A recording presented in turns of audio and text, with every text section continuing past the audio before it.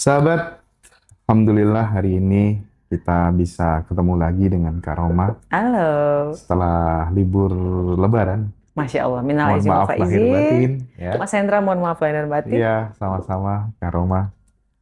eh Kalau kita ngomong tentang Lebaran ya, ada satu fenomena yang agak-agak aneh barangkali, agak unik gitu. Mm-mm.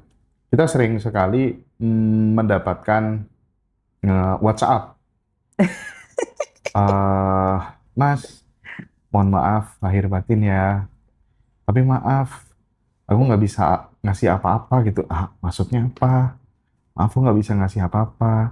Atau masnya mau ngasih saya THR? Aduh, aduh. Ya, itu kalau misalnya kru saya Iya, gitu iya, ya, iya, iya. driver saya, it's Iya, betul. okay, no problem Betul gitu itu, ya. Mas. Tapi kalau kemudian dilakukan oleh orang orang lain gitu ya, atau kemudian case itu satu case tapi itu bisa digeneralisir. Aku mengalami banyak hal-hal kayak gitu. Jadi orang memberanikan diri minta THR dan lain-lain. Itu kan fenomena yang menurutku eh mindsetnya, mentalnya itu mohon maaf ya mental kekurangan, Betul, mental miskin gitu. betul. Nah ini penting untuk dielaborasi karena supaya khususnya teman-teman yang masih muda atau yang berjiwa muda gitu ya, supaya nggak memelihara mindset ini. Karena kamu punya uang berapapun, kalau kamu masih menyimpan yang namanya poverty conscious, ya sama aja. Kamu nggak bisa naik level. Gimana Kak Roma? Iya, sebenarnya momen Lebaran ini yang sangat-sangat luar biasa ya, Mas ya. Karena kan di situ energi kebahagiaannya tingginya luar Hmm, biasa ya, hmm, Mas ya. hmm, Muncaknya itu sampai ke maksimal gitu loh, Mas. Semua ngerasa bahagia, apalagi setelah berpuasa 1 bulan, bertemu dengan keluarga. Tapi momen kebahagiaan ini, kalau menurut saya, tidak digunakan secara maksimal, Mas.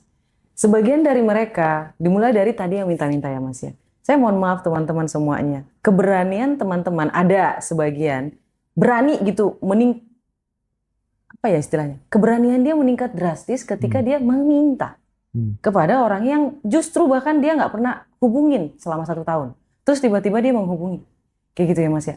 Keberaniannya luar biasa. Tapi ketika dia mengaplikasikan itu di dalam kehidupan nyata, kok nggak bisa gitu loh Mas.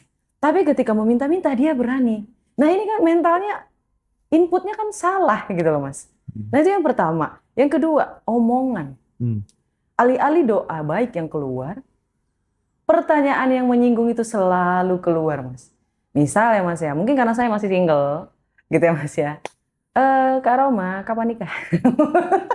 Hmm. Kak Roma, kapan nikah? Hmm. Kayaknya kalau misalnya nggak nikah nanti nggak bisa punya anak. Alih-alih berkata, Kak Roma gimana kabarnya? Sehat? Ya, Alhamdulillah, gitu ya, Mas ya. Jadi frekuensinya bagus gitu loh, Mas. Ini jadi bad mood, sama-sama bad mood. Apalagi kalau orang Batak ya kalau ngomongnya langsung belak-belakan gitu ya, hmm, Mas ya. Tapi yang paling, itu masih lumayan lah, masih masih kayak ya masih bisa ditolerir. hmm, hmm, Tapi kalau yang minta-minta saya agak sedikit gimana gitu ya Mas ya. Kok bisa keberaniannya itu masuk ke input yang salah? hmm. Tiba-tiba ngubungin, tiba-tiba nanya kabar, terus ujung-ujungnya bagi cepet. Ya, ya, ya. Atau Mas tolong bayarin iniku dong, apa pulsa listrik segala macam gitu. Iya Betul. kan? Mungkin posisinya agak sedikit kebelet kali ya Mas ya. Mungkin saya tidak di posisinya dia. Tapi kalau dibalikin lagi, mungkin keberanian saya akan sangat menciut ketika saya meminta tolong kayak gitu, Mas. Atau sedang meminta. Saya nggak berani. Tapi kalau disuruh untuk bisnis, lompat, modalnya sampai miliaran atau ratusan juta, saya mau. Hmm, Karena semakin menakutkan segala sesuatu, percobaan kegiatan itu pasti semakin besar hadiahnya, Mas. Tapi kalau meminta, semakin besar nominal yang kita ini kan semakin kecil kesempatan hmm, kita untuk hmm, hmm, mendapatkan hmm. apa yang kita mau. Jadi kok bisa salah gitu Mas Hendra? Ini saya masih penasaran nih Mas Hendra. Mas Hendra ada nggak jawaban dari pertanyaan saya ini Mas? Kenapa ini orang bisa beraninya itu ke tempat yang salah gitu loh Mas?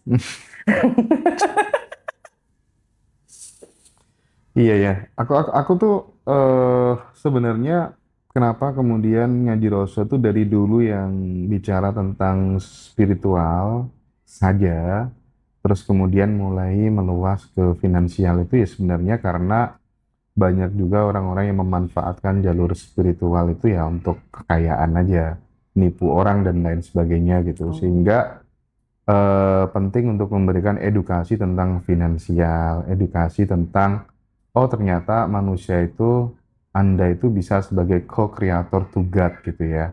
Jadi supaya kemudian orang bisa hijrah dari mindset kekurangan, mental miskin menuju mental keberlimpahan tuh menurutku salah satu yang paling bisa mudah dilakukan adalah belajar gitu, Betul, ilmu Mas. gitu, Iya sih, knowledge Mas. gitu ya. Iya sih, Mas. Nah, yang Setuju. kedua, bagaimanapun juga transformasi itu akan terjadi. Yang paling mudah adalah lingkungan yang membentuk kita.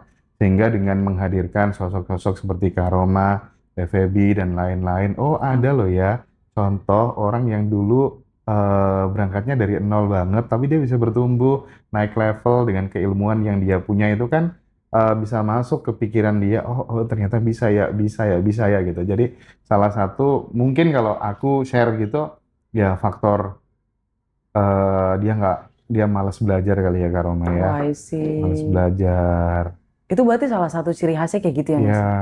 Itu saya setuju sih, Mas. Ketika Heeh. saya pulang kampung nih, teman-teman Hmm, sekalian. hmm, Ada tuh, Mas, satu ciri yang selalu ada di orang yang, mohon maaf, ekonominya sedikit lebih kecil. Pertama, mental minta-minta. hmm, Ketika kita makan nih, Mas, hmm, pura-pura nggak tahu, pura-pura bingung, pura-pura gimana, biar kita yang traktir. Gitu hmm, loh, Mas. hmm, Itu hmm, satu. hmm. Itu nggak masalah. Kan rezekinya balik ke saya, Mas Iya, ya. iya, iya, iya. Mental minta-minta tadi. Yang mintain untuk anaknya tapi ke dia. Kayak gitu ya, Hmm, Mas ya. hmm, Yang ketiga, selalu ngomongin keluhan. Iya, pemerintah ini nggak bagus. Pemerintah ini kayak gini, pemerintah itu kayak gitu. Kita semua jadi sulit, ekonomi ini sulit. Bicaraannya tentang ngeluh setiap hari, Mas. Terus ketika makan nih, Mas. Kalau mentor saya ya, teman-teman ya, paling melarang mengeluhkan tentang makanan ketika kita lagi makan. Itu enak nggak enak, telan. Enak nggak enak, diam. hmm. Nanti pergi dari situ, kalau mau ngomel sendirian, nggak apa-apa. Gitu loh, Mas. Saya ngetraktir nih, Mas. Hmm, Saya nggak nyalahin keluarga saya, Mas. Kayak hmm, kata Mas Hendra, memang kurang pengetahuan, kurang. hmm. Mereka juga nggak pernah ikut seminar kayak gitu. Ketika makan, lama banget datang. Ini makanan yang nggak enak. Ini kayak gini, ini kayak gitu. Saya yang niat awalnya baik kayak gitu ya, Mas ya. Jadi saya bingung. Ini saya yang salah milih tempat, Hmm, saya yang salah atau bagaimana ya? Jadi energinya itu jadi gimana hmm, gitu loh, Mas. hmm. Oke, saya bingung itu ciri khasnya satu, Mas. Ngeluh, minta, merasa kekurangan. Kalau teman-teman masih memiliki ciri-ciri ini, aduh, energi keberlimpahan itu akan sulit dijangkau, Mas. Ini nih seru nih, bakal panjang nih obrolan kita ini. Iya, Mas. Pengen kaya, tapi ngeluh terus gitu loh, Mas. Pengen kaya, tapi pengennya kayak gini terus. Gimana tuh, Mas? Jadi aku pernah dulu tuh nulis isi namanya The Power of Cocot. Cocot tuh kata-kata ya. Jadi orang Jawa bilangnya buruk gitu ya. Oke. eh Orang yang cerdas dia hanya akan berbicara, berkata, bercanda sesuatu yang ingin terjadi di dalam hidupnya, ya Yes. kan? Dan itu tidak terjadi ke teman-teman yang memiliki mental miskin. Bawaannya katanya Kak Roma suka ngeluh dan lain sebagainya gitu. Makanya kan yang paling mudah dilakukan tuh sebenarnya di samping belajar ya, berteman dengan orang-orang yang ya levelnya lebih lebih tinggi daripada kamu gitu. Atau lebih simpel lagi, saya berani garansi deh, khususnya teman-teman yang masih muda gitu. Asal punya uang lebih, pokoknya suka traktir teman gitu aja. Betul, Suka Mas. traktir, suka memudahkan urusan orang lain Betul, gitu Mas. ya. Berbuat baik secara random, secara acak. Sudahlah, jalan hidup tuh pasti akan mengikuti apa yang kita tabur gitu. Sesimpel itu sebenarnya. Kadang kita terlalu banyak beretorika, terlalu banyak teori dan lain sebagainya, Betul, tapi Mas. kamu tidak men-train dirimu seolah-olah kamu tuh sudah berada di situ gitu. Iya, Jadi aku tuh ketemu banyak temen ya Kak Roma ya, betul, Mas. temen yang bener-bener hidupnya a blessing, itu tuh rata-rata mereka peduli kanan kiri, nggak tegaan, punya empati yang tinggi, suka berbagi, nggak suka ditraktir, tapi suka mentraktir. Senyumannya itu loh, Mas. Itu ciri khas banget, Mas. Kalau misalnya nggak suka, mereka diem. Lalu bentar lagi senyum lagi. Kayak gitu. Itu satu ciri khas yang Mm-mm, sangat-sangat jarang, Mas. mm-mm, Kalau mm-mm. misalnya dia udah punya ciri itu tinggal nunggu waktu. Iya, Kalau iya, iya. kekayaannya masih belum ada nih Mas, itu tinggal nunggu waktu aja. Jadi kalau teman-teman pengen berkelimpahan nih, percuma ikut seminar, ikut ini, ikut itu. Kalau sedari awal fix mindset tentang kekurangan, keluhan, tidak ada rasa syukur, tidak ada rasa yakin, tidak ada tujuan, percuma kemanapun. Mm-mm. Pasti jadi batu. Udah di situ aja Mas, gak akan berkembang. Makanya ikut ini kelas level up Masya Allah, tabarakallah. biar bisa hijrah dari fixed mindset ke growth mindset gitu ya. Betul, betul Mas. Untuk Eh, pengaturan mental. tapi kelasmu kemarin tuh gila loh ya. Kenapa Itu Mas? tuh sampai tembus berapa ya? Berapa peserta ya? 130 apa 125 Oh, gitu Mas? lebih ya. Lebih kayaknya deh. Lebih ya Gitu Mas ya. ya? Oh, Masya Kayaknya Allah, kok lebih tabarakallah. ya. Amin. Aduh, itu tuh mantap sekali teman-teman. Nanti tanggal 29 April teman-teman kalau ada yang mau join. Dan kelasnya Karoma tuh yang bikin beda tuh dapat buku gratis, sahabat. I'm the King ya. Iya betul Mas. Jadi Dapat. buku I Am the King Ah. itu tentang menyeting apa namanya mentalnya. Mm-mm. Jadi percuma dikasih ilmu sebanyak mungkin kalau gelasnya itu retak, gelasnya itu bocor. Jadi ketika buku itu sampai, ilmu yang sudah mereka dapat di dalam seminar itu akan di-setting ulang lagi di bukunya. Mm-mm. Nanti di bukunya baca lagi gitu. Mas. Mm-mm. Jadi ada orang beranggapan kalau baca bukunya berarti nggak usah ikut seminar Kak Roma. Enggak. Satu, aku bersyukur ya Mas. Mungkin ini kekurangan aku sekaligus kelebihan aku. Kalau aku tuh tipikal orang yang selalu mengupgrade. Mas. Kemarin A, aku tambahin jadi A+. Iya, Kemarin A+, aku tambahin jadi A. ya. Jadi apa yang kurang kemarin aku akan tambah. Itu beretika namanya. Iya Mas, karena saya berpikir ya Mas ya. Mm-mm. Tapi kekurangannya kayak gini Mas. Yang kemarin ikut ke kelas saya nggak ikut lagi. Aduh, susah. Kayak gitu loh Mas. Tapi kalau yang level up ini belum 3 kali. Saya ngitung tuh Mas. Belum 3 kali. Nanti ketika udah 3 kali, teman-teman yang udah ikut 1, 2, 3 itu ikut lagi. Itu kelasnya diubah lagi, ini lagi, dinaikin lagi. Kayak gitu Mas. Jadi apa ya, nggak stagnan di situ Oh aja. iya. Artinya kita bertumbuh terus secara knowledge ya. Yes Mas. Mm-mm. Siapa yang tahu Mas, hari ini dompetnya belum ada apa-apanya. Iya. Ketika masuk kelas, naik lagi kan ilmunya beda lagi Mas. Mm-mm. Itulah kenapa semakin banyak belajar dari banyak guru kayak TVB itu kan naik terus Mas. Iya. Apalagi kemarin ada ilmu Iya. terbaru ya Mas ya. Mm-mm. Ilmu kelayakan. Wah, Masya Allah, tabarakallah. Gini, aku menemukan sebuah fenomena baru di mana orang itu melakukan tekniknya sama persis gitu ya, mengcopy paste dari berbagai macam teknik-teknik manifestasi yang lain, tetapi mereka tetap stagnan. Yang menyebabkan itu stagnan karena self image-nya rendah gitu. Oh, I Jadi see. citra dirinya dia rendah. Jadi dia merasa kurang layak, harga dirinya dia rendah gitu. Self idealnya dia rendah gitu. Nah, kalau orang itu minimal punya self ideal yang tinggi gitu kan, pikiran, perasaannya, atensinya ke sana gitu kan, ketika self idealnya besar kan pasti akan melahirkan sebuah tindakan-tindakan yang besar pula gitu Masya ya. Allah. Amin. Nah, soal citra diri, soal harga diri gitu.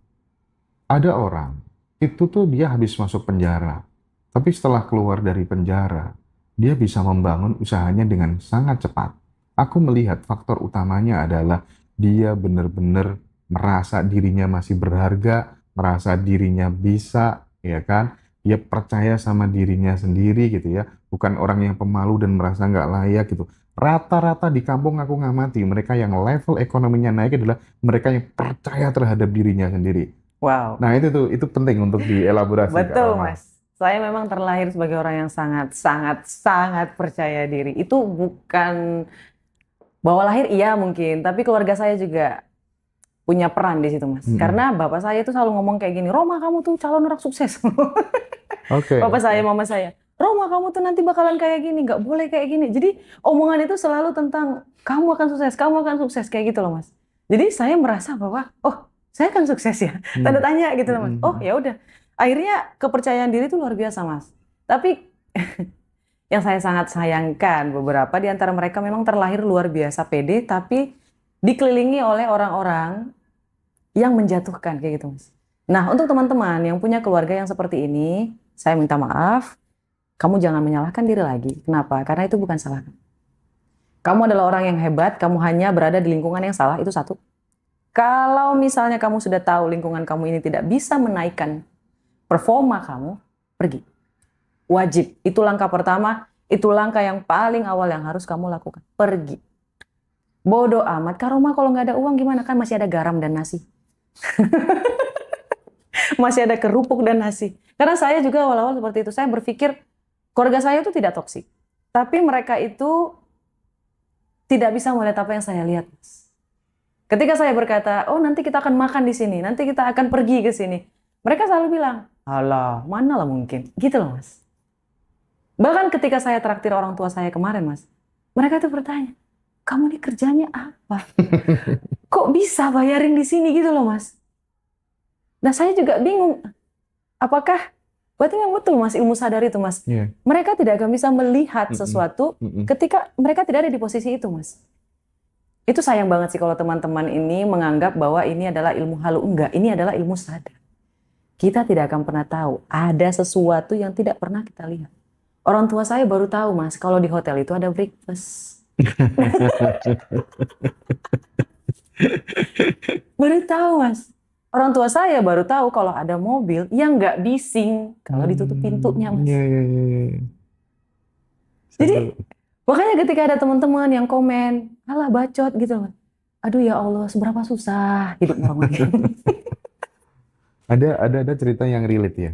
Tapi mungkin bisa diambil moral story-nya barangkali ya. Ketika Iya. ada petani di ladang kapas gitu, dia kan punya peliharaan ayam gitu ya. Oke. Terus kemudian di ladang kapas itu dia ketemu namanya telur Raja Wali, ditaruh dibawa pulang, diengkrami sama induk ayam. Menetaslah Raja Wali kecil itu bersama ayam-ayam kecil yang lainnya. Suatu Oke. ketika Ini menarik nih, diajak Mas. sama induknya ke ladang kapas. Terus kemudian si Raja Wali kecil tuh melihat di atas itu ada Raja Wali yang terbang. Wah, wah gitu. Tanya sama si induknya, "Ibu, itu siapa?" "Oh, itu Raja Wali, Nak. Itu adalah raja kita. Dia bisa memangsa musuh-musuhnya dengan paruhnya yang kuat, dengan cakarnya yang tajam gitu. Ibu, aku pengen nanti kayak gitu." "Oh, nggak bisa, Nak. Kamu udah terlahir jadi anak ayam. Kamu nggak bisa kayak gitu."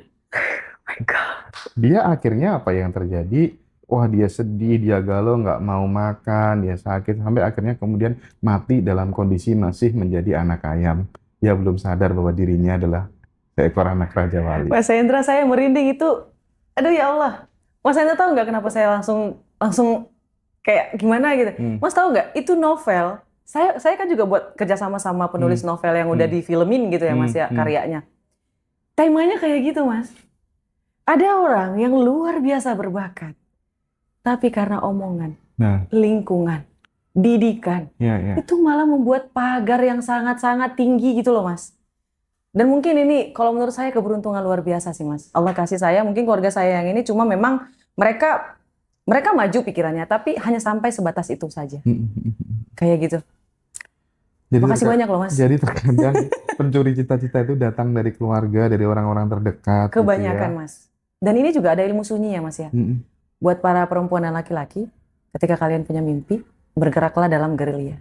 Ini terjadi sama aku. Bergeraklah dalam Gerilya, Mas. gerilya. Diam. Diam. Oh, menyisir dalam kegelapan. Betul, Mas. Gerilya. Karena kalau kamu jualan, jangan jualan di media sosial kamu. Buat akun yang baru. Karena aku juga kayak gitu, Mas. Awal-awal aku buat akun tentang pembelajaran. Oh, diolok-olok, Mas. Diolok-olok, Mas. Dan saya bersyukur dia ngolok-ngolok saya, Mas. Kalau dia nggak ngolok-ngolok saya nggak akan bikin akun baru. Jadi saya bikin akun baru, saya bergerak diam-diam, Mas. Saya nggak pernah repost, saya nggak pernah upload, saya nggak pernah nunjukin, saya nggak, benar-benar diam. Keep silent. Buat kamu juga seperti itu. Buat laki-laki, buat perempuan, semuanya. Apapun bisnis kamu, diam. Ketika sudah berbuah pohonnya, baru ngomong. Baru kasih tahu ke orang lain. Kalau masih progres atau ide, diam. Karena, jujur aja, energi yang mereka keluarkan dari rasa tidak suka, dari keraguan, dari ketidakyakinan, itu tersampai ke kita, Mas. Kayaknya iya. Iya, Mas. Iya. Dan kalau misalnya nih, ada 2 titik di mana kita, alam bawah sadarnya itu bisa diubah, Mas. Dicatat ulang, jauh lebih cepat daripada biasanya. Oke. Ketika bangun tidur dan ketika ingin tidur. Di podcast yang kemarin saya juga udah sampaikan. Dan yang paling krusial adalah ketika mau tidur. Ketika mau tidur, pikiran kita bekerja, Mas. Bekerjanya itu mereka lebih menarik hal-hal yang kita pikirkan, rasakan, dan percayai. Dari kebayang nggak sih, Mas, ketika pergi ketemu teman. Kita cerita tentang mimpi kita. Wah, dibantai habis, Mas. dibantai habis, terus pas pulang, dia berpikir, emang mimpiku nggak bagus ya? Emang rencana aku ini kurang mantep ya? Pas mau tidur tuh Mas, dia mikir, dia terpejam. Akhirnya apa? Alam bawah sadarnya menarik kemungkinan-kemungkinan yang membuat bisnisnya gagal. Itulah kenapa kita lebih baik diam. Karena orang-orang tidak akan mengerti apa yang bisa kita lihat, Mas. Karena mata kita itu kan refleksinya cuma kita bisa lihat.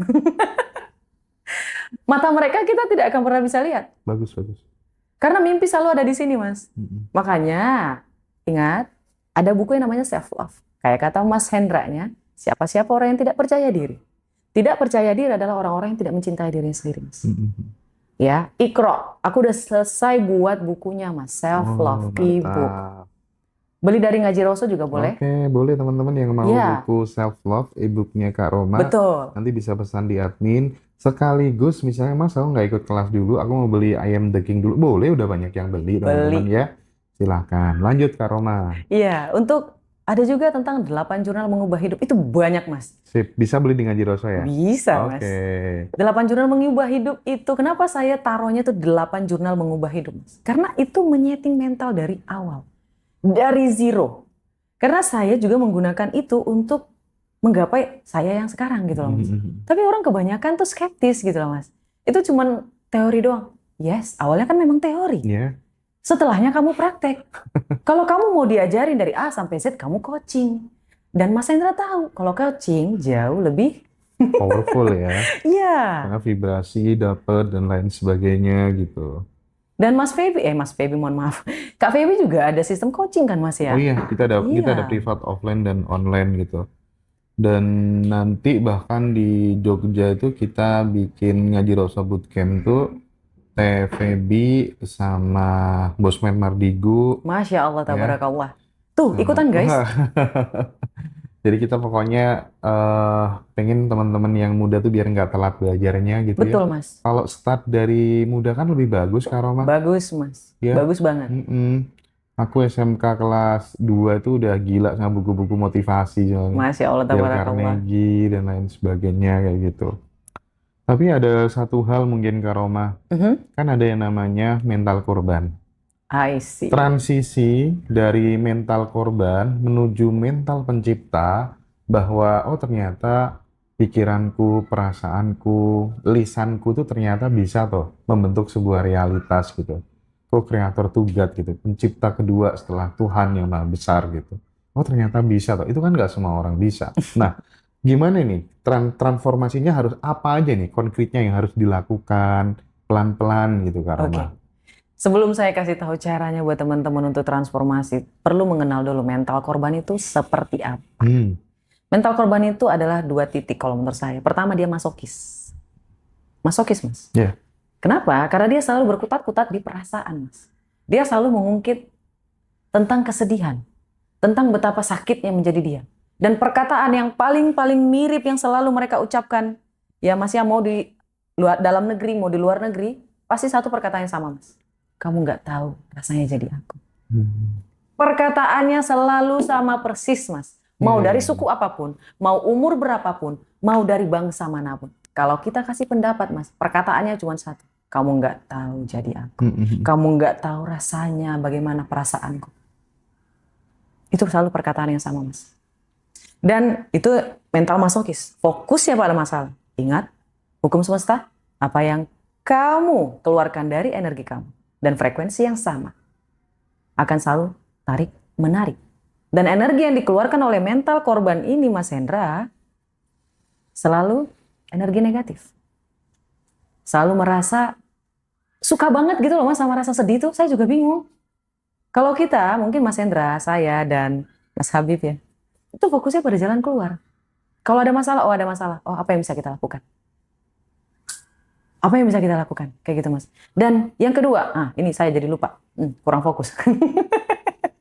Yang pertama adalah dia masokis, yang kedua adalah dia pemalas, Mas. Mohon maaf, dia pemalas, Mas. Dia malas untuk mikirkan masa depannya. Dia merasa ya udahlah, gak mungkin lah hidup aku bisa berubah. Iya. Setuju. Kayak malas banget gitu berusaha. Iya. Mas. Rasa malas ini timbul dari depresi, Mas. Karena jujur teman-teman ya, Jantung kita ini adalah sumber energi paling besar. Dan teman-teman, jantung ini tidak memompa, tapi dia berotasi. Dia berotasi, Mas. Di dalam rotasinya itu, energi saling berputar-putar, berkumpul jadi satu, Mas. Jadi kebayang nggak sih kalau perasaan kita negatif terus, berputar-putar, akhirnya apa? Penyakit datang, stres datang, overthinking, anxiety, semuanya di situ. Akhirnya apa? Kamu jadi depresi. Depresi membuat kamu malas berkegiatan. Karena otak kamu merasa bahwa semuanya di muka bumi ini menyakiti kamu dan tidur adalah obatnya. Kebanyakan kayak gitu, Mas. Karena memang otak kita ini adalah sahabat kita, Mas. Ini bestie kita, Mas. Dan kalau kita tidak membuat dia mengarahkan ke hal-hal yang baik, itu tidak akan bisa, Mas. Karena selain bestie, otak kita ini menyeting, oh, ini orang dalam danger. Kayak sekolah aja, Mas. Sengaja kita dibuat sama otak kita tidak bisa bangun pagi, Mas. Karena dia tahu perasaan kita tidak menyenangkan ketika sekolah. Mas perhatiin deh, kalau kita mau liburan, kita nggak bisa tidur. Karena otak kita tahu kita lagi bahagia. Gak usah tidur, kamu excited. Iya. Itu pola, Mas. Dan ini adalah skill yang luar biasa. Sini, belajar. Berangkat sekolah berat hati, sampai sekolah senang hati. Iya. Pulang Berangkatnya itu, sekolah Mas. Pulang sekolah, malas. senang hati. Kalau saya malas, Mas. Harusnya kan berangkat sekolah itu kan senang hati gitu. Iya. Sampai Belajar sekolah senang hati gitu. Pulang senang Pulang hati. sekolah berat hati harusnya. Oh, kok sudah pulang sih? Karena sekolahnya full AC, internet kuat, Oh, I see. gurunya menginspirasi. Masya Allah, ya tabarakallah. Gitu toh. Itu juga saya senang, Mas. Nah, makanya. Aduh ya Allah ya Rabbi. Jadi buat teman-teman semuanya, lakukanlah hal di dalam mau tidur dan ketika bangun tidur, hal-hal yang memang membuat kita mengingat apa sih yang menjadi tujuan hidup kita. Karena ketika rasa yakin bertemu dengan rasa syukur ditambah dengan tujuan, maka manifesting kita akan terjadi seakurat gravitasi bumi. Kebayang gak sih, Mas? Gak punya rasa yakin dia berhasil, gak punya rasa syukur apa yang dia miliki di hari ini, di masa lalu, dan dia akan datang, lalu dia gak ada tujuan. Itu bakalan flat hidupnya, Mas. Iya tuh. Mau dia punya uang atau tidak. Kayak kemarin ya, Mas. Mohon maaf, saya curhat dikit, Mas. Saya ngerasa hampa, Mas, kemarin. Saya merasa berbinar-binar ketika saya mau seminar, bikin konten. Tapi setelahnya saya ngerasa hampa, Mas. Dan akhirnya saya mulai tahu, oh, ternyata setelah kita naik level, tujuannya harus diubah, Mas. Oke, upgrade ya. Yes. Makanya saya ngerasa siapapun teman-teman itu butuh belajar. Bahkan ketika kita sudah mencapai puncak, kita harus mencari gunung lainnya. Supaya kita bisa naik ke puncak lainnya. Kayak gitu loh, Mas. Kemarin ketika saya punya ide nih, Mas, untuk bisnis, saya bergairah lagi, Mas. Yang awalnya nggak makan, nggak enak.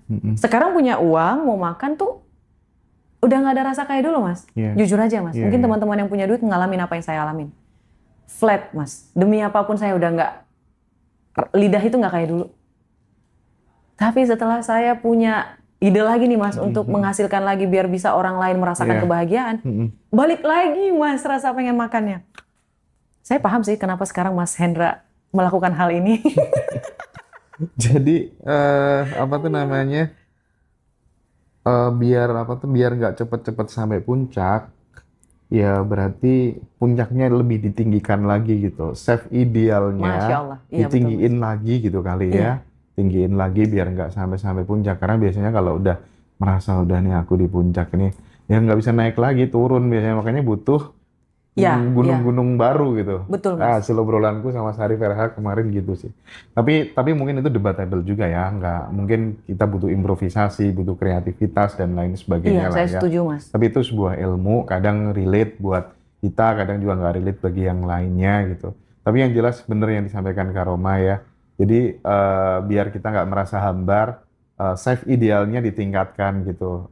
Mimpinya lebih ditingkatkan lagi gitu. Sehingga kita kayak ada semangat baru gitu betul, kali Mas. ya. Betul, Mas. Untuk mengejarnya gitu. Dan kemarin juga saya ngelihat videonya TVB.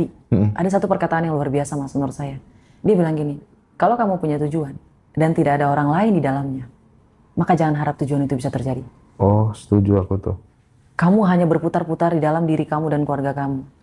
Semesta akan bertanya, fungsinya kamu aku naikin apa? Mm-mm. Manusia di muka bumi ini banyak, Mas. Itu tuh logis. Itu logis karena rezeki itu kan dikasih Tuhan untuk memenuhi kebutuhan. Ya, karena uang juga mengalir, Mas. Nah, kalau kebutuhanmu kecil, ya kamu dapatnya kecil. Nah, Betul. biar besar, luaskan, besarkan kebutuhannya gitu. Makanya Betul, jangan Mas. hanya memikirkan kebutuhanmu sendiri, Roma. Jangan Iya, memikirkan kebutuhan keluargamu aja, Roma. betul. Nah, gitu kan? Iya, Mas. Nah, kemarin tadi baru 2 hari yang lalu tuh saya lihat videonya, Mas. Heeh. Oh, langsung, pantas cepet naik saya. Ya. Karena kemarin juga saya bilang ya, Mas, ya, buat Iya, iya. teman-teman, ini bukan mau flexing. No, no, no, no. Aku nggak suka flexing. Tapi kalau kamu bilang itu flexing, berarti ada yang salah sama hati kamu. Jadi setiap saya mengadakan seminar, alhamdulillah, jadi setiap orang itu sudah artinya mensedekahkan satu beras untuk para lansia. Jadi kemarin itu, Mas, alhamdulillah berapa tuh? 130 orang.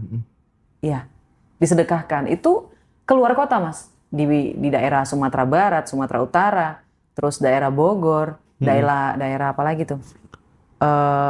Pokoknya masih daerah Sumatera, Mas. Daerah sini kan kemarin saya sudah pakai nih. Iya. Di daerah Jakarta sudah full gitu. Jadi perginya ke daerah Sumatera. Mungkin lain kali kalau saya punya teman-teman yang punya apa namanya itu kayak komunitas ya gitu ya untuk mengalirkan kebaikan atau apapun di daerah Sulawesi atau Kalimantan ya bisa hubungin Hai Roma. Oke. Karena gitu, Mas. Nah, tadi yang disampaikan ke Roma tuh, aku melihat pentingnya yang namanya lingkungan. Terkadang yang membentuk kita tuh memang nggak lain dan nggak bukan adalah lingkungan. Ya, Nah, makanya penting kita berteman, nongkrong dengan siapa gitu. Tapi aku nggak setuju juga kalau kemudian, tapi kan aku nggak punya nggak punya keluarga lain kak dan lain sebagainya, nggak ada teman lain. Sekarang itu kan berteman itu kan bisa lewat media sosial. Ya kan, kalau kamu bertemanmu dengan masa lalu terus, teman-teman SD, teman-teman SMP terus, ya pantas kamu nggak maju-maju gitu. betul, Mas. Makanya menurutku untuk circle ini kok sekarang bisa disiasati dengan FB-mu berteman dengan siapa, Instagram-mu berteman dengan siapa, TikTok-mu berteman dengan siapa. Nah, ketika itu berteman dengan hal-hal misalnya kayak Ngaji Roso selalu menampilkan hal-hal yang progresif, konten-kontennya Kak Roma dan lain sebagainya itu, iya secara otomatis sih menurutku knowledge-nya kan diajar terus berubah terus ya pasti Betul, tindakannya berubah dong. Iya, betul. Gak ada alasan harus ya se-ekstrim harus hijrah ya masih anak SMA apa kan juga kasihan juga kan. Iya. Nah, jadi mengubah pertemanan di medsos itu salah satu opsi sih menurutku Kak Roma. Iya, betul, Mas. Saya setuju. Karena membantu banget loh ya. Banget, Iya Mas. dapat baru kayak dirimu tadi lihat yang TV bikin. Oh iya, insight. Iya, Belum lagi Mas. nanti dapat lagi. Saya paling suka belajar, Mas. Nah, Dan ketika berhadapan sama orang yang banyak ilmu, saya bakalan bahagia luar biasa, Mas. Karena menurut saya, ilmu yang baru itu meningkatkan value saya, Mas. Semakin meningkat value saya, semakin banyak duit saya, Mas. Saya selalu beranggapan kayak gitu. oh iya. Karena memang betul, Mas. Iya, Uang itu, kita ini ada price tag-nya, guys. Kenapa saya bukan price tag harga ya? Bukan di situ. Jadi kayak gini, kalau misalnya baju ya, kita analoginya baju. Semakin berkualitas bajunya, bahannya naik, value-nya naik, harganya pasti akan naik. Tapi kita bukan ngomongin soal uang. Kayak gitu, Mas. Dan saya sangat-sangat menyukai yang namanya upgrade diri, Mas. Saya paling seneng ketemu sama orang yang ilmunya banyak nih, Mas. Saya dengerin, saya belajar. Oh, karena kan tadi lagi, Mas, kacamata setiap orang itu berbeda-beda, Mas. Kacamata setiap orang itu berbeda-beda. Bahkan ada lagi nih, Mas ya, ilmunya luar biasa, tapi dia fixed minded, Mas. Itu saya malah penasaran. Ini orang ilmunya luar biasa, tapi fixed mindednya luar biasa. Banyak. Fixed mindednya di kekayaan, Mas. Iya, banyak kayak gitu. Jadi dia ilmunya luar biasa, tapi ada satu perkataan yang saya bikin bingung, Mas. Alah, harta dia nggak dibawa mati. Jadi berdebat nggak Kak Roma? Enggak, ngapain? Buat apa berdebat? Kurang-kurangi berdebat. Terima. Baca buku How to Win Friends and Influence People. Ketika orang ngomong, iya saya setuju, itu betul. Karena fungsinya apa gitu loh, Mas? Berdebat itu apa? Nggak ada. Makanya kalau ada ada acara pemerintahan tentang berdebat, Mas, saya bakalan skip. Saya bakalan skip, Mas. Karena memang ada fungsinya, tapi lebih banyak mudaratnya kalau menurut saya. Karena saya tidak bisa melihat kacamata mereka. Apa yang mereka lihat, apa yang saya lihat mungkin berbeda, Mas. Kayak ya banyak lah masalahnya. Nanti kita merambat ke politik kan gimana gitu, Mas. Ada nggak pesan kalau misalnya ada orang tuh sudah melakukan ikhtiar A, B, C, D tapi masih gagal, dia putus asa, eh supaya apa ya, intinya dia tuh pokoknya hampir-hampir menyerah gitu loh. Ah, udah aku hampir menyerah gitu. Nah, mungkin kita selalu mengedukasi gitu supaya kemudian teman-teman tuh nggak hilang yang namanya harapan gitu. Karena salah satu fungsi podcast ini ya dalam rangka untuk ya kita berhenti mengutuki kegelapan terus-menerus, tapi kita ya pelan-pelan menyalakan lilin harapan itu dengan obrolan-obrolan seperti ini gitu. Nah, apa yang ingin Kak Roma sampaikan? Supaya harapannya teman-teman yang hampir menyerah ini, itu tuh nggak hilang gitu. Em, ini ke saya ya Mas ya. Mm-mm. Sedari awal teman-teman juga sudah tahu kalau saya orang yang sedikit tegas. Semoga Allah tidak menguji saya dengan apa yang teman-teman alami, karena jujur mungkin saya juga tidak akan mampu. Mm-mm. La haula wala quwata illa billah. Jadi kalau teman-teman berada dalam posisi tidak lagi mau melihat sinar matahari, tidak lagi memiliki harapan untuk hidup, ingat aja satu hal, Allah juga udah bilang, hidup ini adalah tempat bersenda gurau. Itu satu. Tujuan kita itu mencapai sesuatu hal agar kita bisa berguna untuk orang lain. Bukan diperalat, tapi berguna untuk orang lain. Artinya, kita hidup punya manfaat untuk orang lain. Bukan diperalat ya. Hmm. Di sini ada konteks berbeda. Bukan setiap dia minjam kita ngasih, bukan kayak gitu. Ibaratnya ada orang yang tidak mampu melakukan suatu hal dan kita mempermudah urusan itu agar dia mampu. Iya, iya. Ya Mas ya. Tujuannya itu. Jadi kayak kalau misalnya ada orang yang tidak lagi mau melihat matahari, kalau menurut saya, kamu egois. Kenapa saya bilang kamu egois? Karena kamu hanya melihat fungsi kamu untuk diri kamu sendiri. Kebahagiaan kamu untuk diri kamu sendiri. Kenapa kayak gitu? Coba dikasih pertanyaan, apa yang bisa saya lakukan untuk khalayak banyak? Sebelum saya mati, orang mengingat saya sebagai apa? Kalau nggak bisa merasakan kebahagiaan di muka bumi ini, kamu bisa merasakan kebahagiaan di akhirat. Sedari awal kita di sini untuk diuji, bukan untuk bersenang-senang. Tapi di sini tempatnya bersenda gurau. Jadi kamu lebih pilih yang mana? Sambil senang-senang bekerja atau sambil bersedih-sedih hati sambil mati? Mungkin agak sedikit ekstrim ya Mas ya. Karena memang saya selalu seperti itu kepada diri saya Mas. Ketika saya sedih, saya akan bertanya, kamu mau sedihnya berkepanjangan atau mau udahan? Dan beberapa kali saya juga sempat menolak Mas untuk private consult. Kalau sedari awal dia sudah bilang dia udah mau mati, saya akan tarik diri Mas. Karena garisnya itu terlalu keras Mas. Mungkin saya mohon maaf untuk teman-teman yang pernah mau konsul kepada saya dan permasalahannya ya gitu, tidak mau lagi melihat matahari terbit kayak gitu. Saya akan narik diri. Karena saran saya itu memang agak sedikit brutal Mas. Saya akan bilang dia egois. Ibaratnya ada orang yang butuh kehadiran dia, ya gimana ya? Ada meaning, kita lahir itu ada tujuannya, kamu hanya belum bisa melihat. Karena kamu terlalu asik melihat ke kiri, coba lihat ke kanan, coba lihat ke atas, coba lihat ke bawah. Dan kalau misalnya kamu butuh bantuan, mintalah bantuan. Nah, itu yang pertama. Yang kedua, ganti identitasnya. Ganti identitasnya. Teman-teman tahu ya, ada yang namanya kepribadian ganda. Otak itu punya kemampuan seluar biasa itu. Bagi orang lain itu adalah minus, tapi bagi saya itu hal yang luar biasa, Mas. Bayangin aja Allah kasih hadiah luar biasa loh, Mas.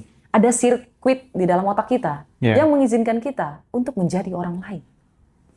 Diizinin untuk switch gitu loh, Mas. Switch gitu. Luar biasa. Bisa-bisanya ada orang punya kepribadian ganda di dalam satu tubuh kayak gitu loh, Mas. Kamu bisa gunain itu. Kalau misalnya nggak bisa ke level ekstrim Kak Roma, kamu ganti nama. Ganti namanya. Ganti. Pergilah ke tempat kamu tidak dikenal oleh siapapun. Ganti. Ganti namanya. Ya, tadi ada 3 ya. Yang pertama, ya, kamu harus mulai tarik secari kertas. Kamu tuh bisa ngelakuin apa buat orang lain? Kamu tuh bermanfaat tentang apa? Kayak gitu. Siapa yang paling bermanfaat, maka semesta akan mengangkat derajatnya. Semesta itu akan selalu bertanya, Mas, what you can give me? If I give you something, ketika saya memberikan kamu sesuatu, apa yang kamu berikan sebagai balasan? Kayak gitu loh, Mas. Jadi kalau kita pengen kekayaan, apa yang bisa kita lakukan dengan kekayaan itu? Waktu saya bikin akun Hai Roma, janji saya pertama kali ke semesta itu ya, Mas. Saya ingin menjadi orang yang bisa membuat orang lain setidaknya merasa bahagia dalam hidup. Nah, sekarang kan udah berada di titik itu. Artinya, Hai Roma udah menginspirasi orang, tidak hanya sekedar mengajar, tidak hanya sekedar mendidik, tapi menginspirasi dan yang lebih besar lagi mampu menggerakkan gitu ketika mendengarkan statementmu gitu yang masuk ke langsung beliefnya gitu. Otomatis ada gerakan yang berbeda, ada realita yang berbeda gitu. Nah, pertanyaanku, sampai dirimu bisa menginspirasi banyak orang ini, ada nggak definisi lain keberhasilan di luar materi? Ada, Mas. Apa tuh? Ibaratnya kamu ketika dalam sebuah masalah kamu tetap tenang, itu keberhasilan, Mas. Itu keberhasilan mental luar biasa, Mas. Dan nggak semua orang bisa punya itu. Ketika kita dilanda masalah, dihantam sebegitunya, Mas, tapi kita masih tetap bisa memilih untuk senyum, Mas, itu kelebihan luar biasa. Dan itu keberuntungan, Masya Allah, tabarakallah. Itulah kenapa uang itu datangnya terakhir ya, guys ya. Serius. Jadi mental kamu dulu diperbaiki. Kepercayaan kamu dulu yang diperbaiki. Perasaan kamu yang diperbaiki, tindakan kamu yang diperbaiki. Kebanyakan orang berorientasinya ke uang, Mas. Kebanyakan. Padahal seandainya mereka tahu, Mas, uang itu air. Tinggal dikerok aja gitu loh, Mas. Cuma masalahnya apa yang kita gunakan sebagai kerokannya? Tangan kah? Ember kah? Iya. Truk kah? Atau apa? Kayak gitu loh, Mas. Value kita di situ, Mas. Semakin besar value-nya, semakin besar wadahnya, semakin banyak aliran uang yang bisa kamu dapatkan. Dan pertanyaan tadi loh, Mas, yang saya belum sempat jawab untuk pertemanan. Buat teman-teman, ada fase-fase di mana kayak teman SMA. Kalau kamu adalah pelajar, kamu bilang tidak bisa, ya namanya anak masih labil, emosi masih gitu, masih pengen bersenang-senang, tidak masalah. Ya, kamu harus bagi persenannya. Ini khusus untuk anak SMA dan perkuliahan. Kamu bisa bersenang-senang, kamu bisa bersosialisasi. Ini dibagi. Ada yang bersenang-senang, ada teman khusus sosialisasi, ada teman khusus untuk curhat, ada teman yang khusus untuk menaikkan value kayak gitu. Jadi nggak serta-merta langsung hijrah na'udzubillah min dzalik 100% nggak bisa, Mas. Karena otak kita tuh akan menganggap itu adalah threat, itu adalah ancaman. Karena tidak sesuai sama yang selama ini dia lakukan, polanya langsung berubah drastis, nggak bisa, Mas. Mati dia yang ada. Bisa, tapi mati. Karena dia akan kembali ke awal settingannya, Mas. Itulah kenapa buat teman SMA atau perkuliahan dibagi aja. Pelan-pelan, awalnya cuma 10%, Mas. Awalnya cuma 10%. Nah, setelah kamu terbiasa nih bersosialisasi dengan orang-orang yang punya upgrade dan value yang tinggi, kamu naikin persenannya. 10%, 20%, 30%. Ketika ini sudah naik, ya, kategori kamu tentang having fun itu akan berubah, Mas. Berubah dengan sendirinya, Mas. Kita tidak akan cocok sama orang-orang mulai secara perlahan dan secara natural kayak gitu, Mas. Jadi jangan banyak alasan. Itu karena kamu memang suka aja, bukan kamu nggak bisa, tapi kamu nggak suka berteman sama orang-orang value tinggi. Itu untuk SMA dan perkuliahan. Dan untuk orang yang kantoran, nah ini agak berat, Mas. Karena kan di kantoran kita butuh yang namanya menyesuaikan topeng, Mas. Oh iya, makanya tuh. Lingkungan toksik, segala macam. Betul, Mas. Kadang emosi itu ditekannya luar biasa sih, Mas. Bingung, Mas. Mau keluar salah. Iya. Mau bertahan salah. Itu pasti teman-teman pada relate. Iya. Tapi kalau misalnya teman-teman nanya, kalau itu terjadi pada Kak Roma, apa yang Kak Roma lakukan? Ada dua hal. Yang pertama, saya lihat dulu tujuan hidup saya apa. Tujuan hidup itu misal kamu mau menabung, ada target keuangan finansial. Karena jujur, yang paling susah mendapatkan adalah 10 juta pertama, 100 juta pertama, dan 1 miliar pertama, dan 10 miliar pertama. Selebihnya itu akan kayak gitu. Setuju Jadi banget kamu tuh. tujuannya apa dulu? Kan kamu udah kantoran nih, tujuannya apa dulu? Ya, kalau kamu sudah tahu tujuannya untuk menabung misalnya, untuk berbisnis misalnya, kamu setting. Jadi untuk orang lain mau dia NPD, mau bos kamu luar biasa gimana, kamu tetap diam, ya, gigit giginya. Itu saya lakuin, Mas. Digigit, Mas. Jadi kayak benar-benar ditahan, Mas. Siap, Pak. Siap, Pak. Karena tujuan saya itu, pertama saya bisa bikin konten, tapi saya tetap bisa makan, Mas. Sebelum konten saya ini membuahkan hasil. Jadi tujuan saya tuh udah tersetting kayak gitu loh Mas. Itu yang pertama. Hmm. Dan yang kedua, kalau enggak ambil yang ekstrim, keluar. Keluar Mas, keluar aja. Kak Roma terus kerjaannya gimana? Ya nggak tahu, minta aja sama Allah, pasti dikasih. Tapi kalau masalahnya kamu yakin nggak? Iya ya. Kadang tidak sedikit loh teman-teman tuh yang masih belum percaya bahwa pikiran dan perasaan itu bisa mengubah realita. Artinya dirimu tuh punya potensi yang sangat besar ya. Sebagai human being itu dirimu tuh punya kemampuan untuk menciptakan realitas. Pikiran tuh mencipta gitu. Betul Mas. Perasaan itu mencipta gitu.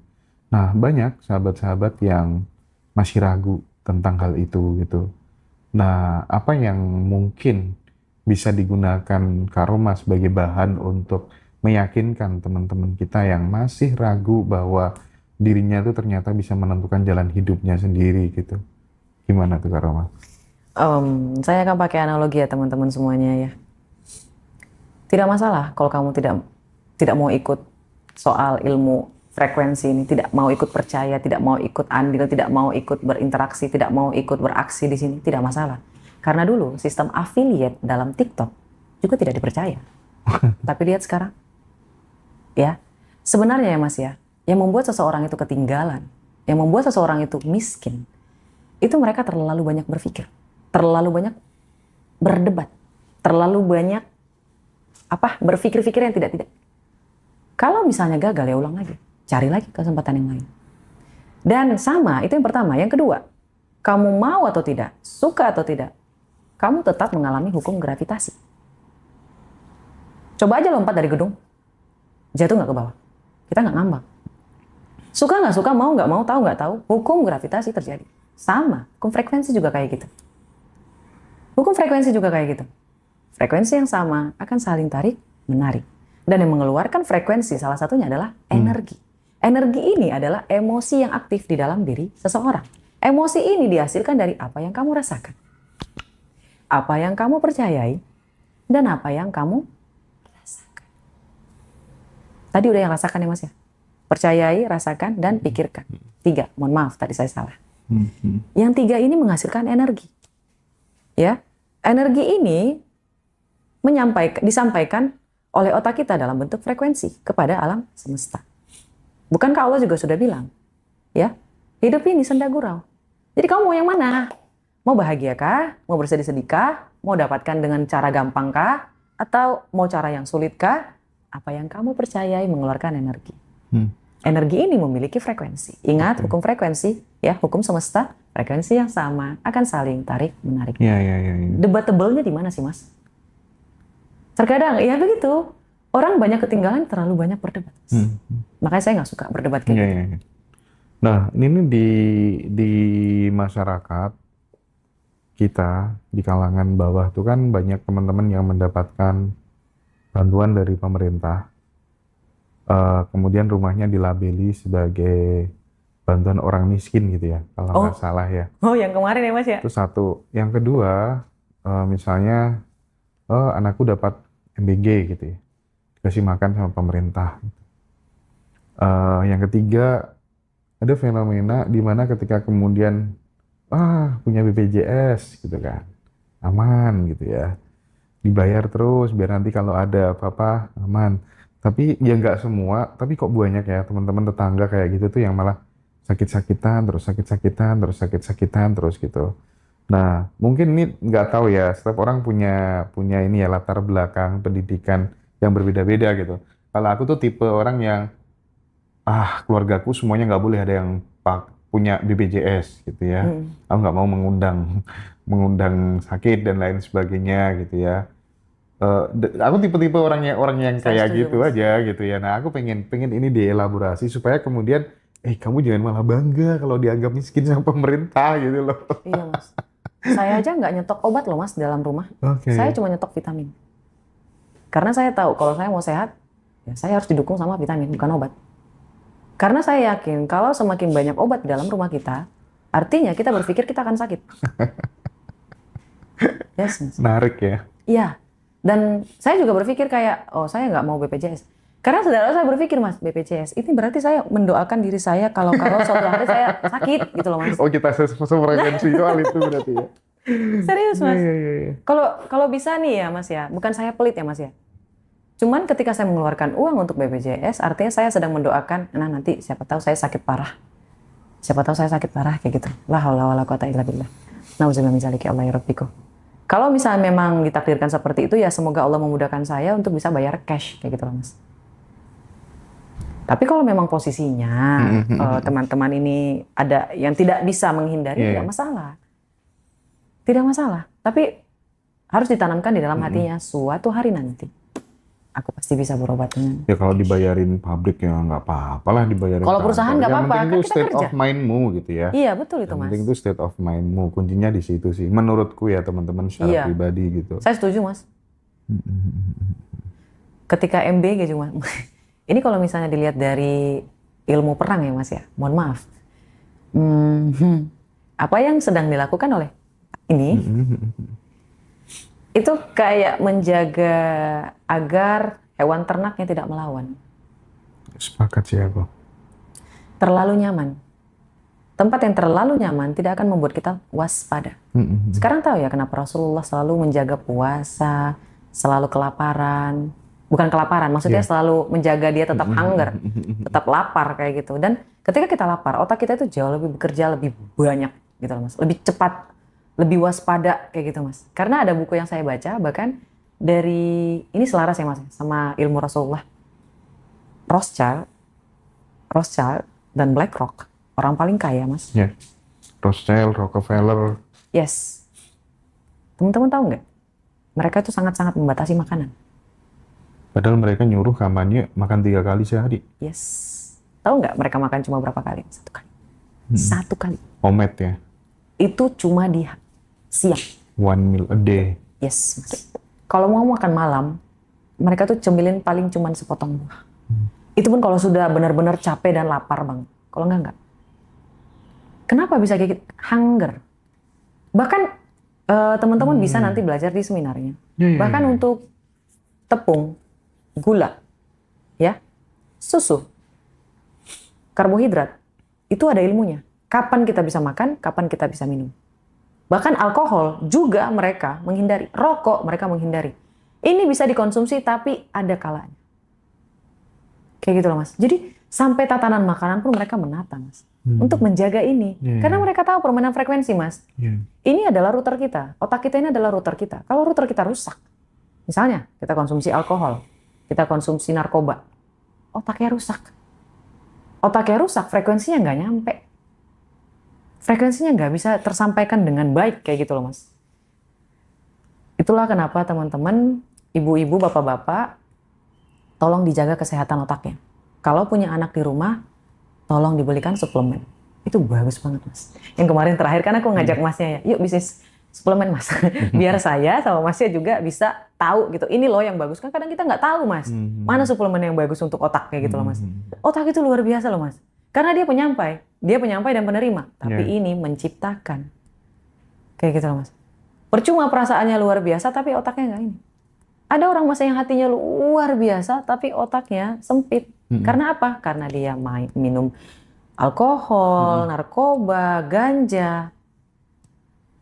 Frekuensinya nggak nyampe. Percuma jantungnya gede. Perasaannya luar biasa.